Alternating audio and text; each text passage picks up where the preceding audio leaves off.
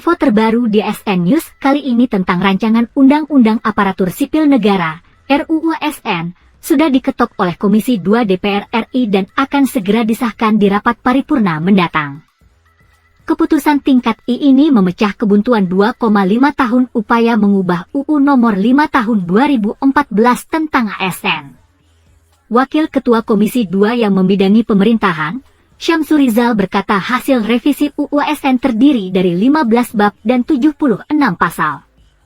Isi perubahan terdiri dari 7 klaster agenda transformasi ASN, termasuk soal pendapatan untuk para abdi negara.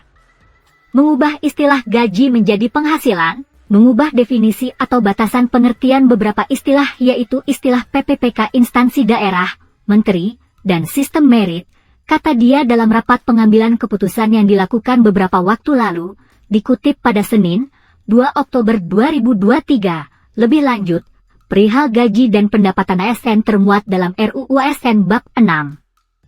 Pasal itu mengatur hak dan kewajiban ASN. Isi utamanya adalah menegaskan tidak adanya perbedaan hak dan kewajiban antara PNS dan PPPK, sehingga pegawai ASN berhak mendapat penghargaan dan pengakuan berupa material dan non-material. Perubahan ini tentu berbeda dengan UU ASN sebelumnya yang masih membedakan penghasilan mereka yang berstatus PNS dan PPPK. Selain itu, ada perubahan komponen hak yaitu menjadi terdiri dari penghargaan dan pengakuan yang berasal dari penghasilan, penghargaan yang bersifat motivasi, tunjangan dan fasilitas jaminan sosial, lingkungan kerja, pengembangan diri, serta bantuan hukum. Berikut ini merupakan bunyi pasal-pasal dalam RUU ASN yang mengatur persoalan penghasilan tersebut berdasarkan draft versi 25 September 2023. Lebih lanjut, perihal gaji dan pendapatan ASN termuat dalam RUU ASN Bab 6. Pasal itu mengatur hak dan kewajiban ASN. Isi utamanya adalah menegaskan tidak adanya perbedaan hak dan kewajiban antara PNS dan PPPK, sehingga pegawai ASN berhak mendapat penghargaan dan pengakuan berupa material dan non-material.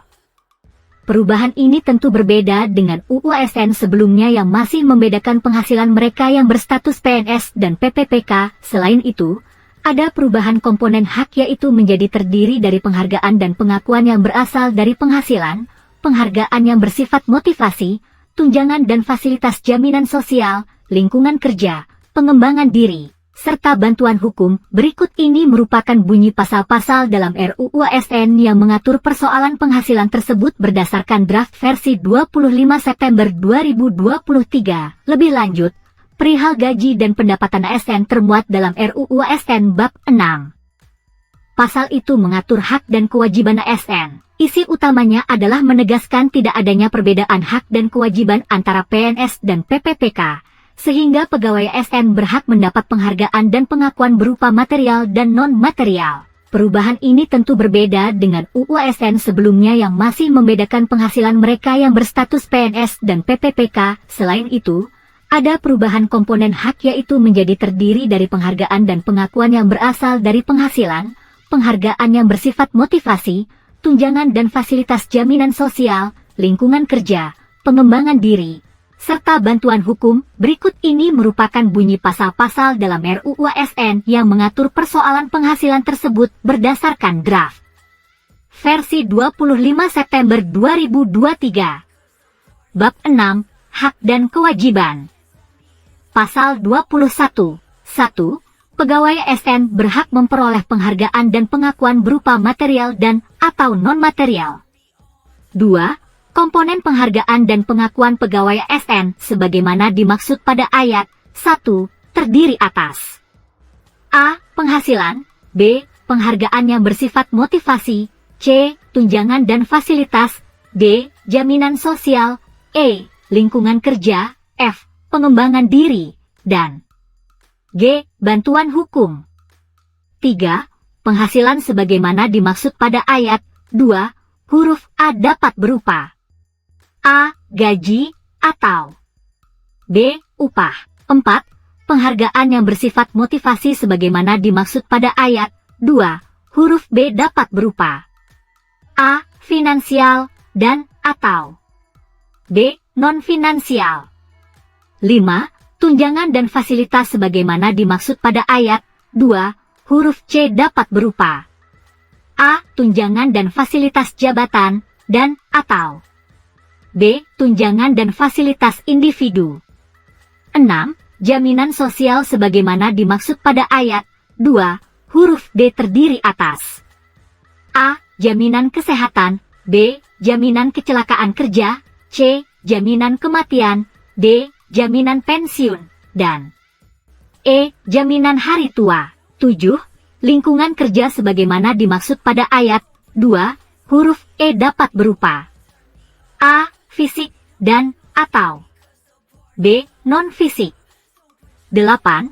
Pengembangan diri sebagaimana dimaksud pada ayat 2, huruf F dapat berupa A. Pengembangan talenta dan karir, dan atau B. Pengembangan kompetensi. 9. Bantuan hukum sebagaimana dimaksud pada ayat 2, huruf G dapat berupa A. Litigasi, dan atau B. Non-litigasi. 10. Presiden dapat melakukan penyesuaian komponen penghargaan dan pengakuan sebagaimana dimaksud pada ayat 2, dengan memperhatikan kemampuan keuangan negara. Pasal 22. 1. Jaminan pensiun dan jaminan hari tua sebagaimana dimaksud dalam pasal 21 ayat 6, huruf D dan huruf E dibayarkan setelah pegawai ASN berhenti bekerja. 2. Jaminan pensiun dan jaminan hari tua sebagaimana dimaksud pada ayat 1, diberikan sebagai perlindungan kesinambungan penghasilan hari tua, sebagai hak, dan sebagai penghargaan atas pengabdian. 3. Jaminan pensiun dan jaminan hari tua sebagaimana dimaksud pada ayat 1, mencakup jaminan pensiun dan jaminan hari tua yang diberikan dalam program jaminan sosial nasional. 4. Sumber pembiayaan jaminan pensiun dan jaminan hari tua sebagaimana dimaksud pada ayat 1, berasal dari pemerintah selaku pemberi kerja dan iuran pegawai ASN yang bersangkutan. 5. Ketentuan lebih lanjut mengenai jaminan pensiun dan jaminan hari tua untuk pegawai ASN sebagaimana dimaksud pada ayat 1, diatur dalam peraturan pemerintah. Asal 23. Ketentuan mengenai jaminan sosial sebagaimana dimaksud dalam pasal 21 ayat 6, diatur dalam peraturan pemerintah dengan berdasarkan ketentuan peraturan perundang-undangan yang mengatur mengenai sistem jaminan sosial nasional. Pantau info terbaru hanya di ASN News.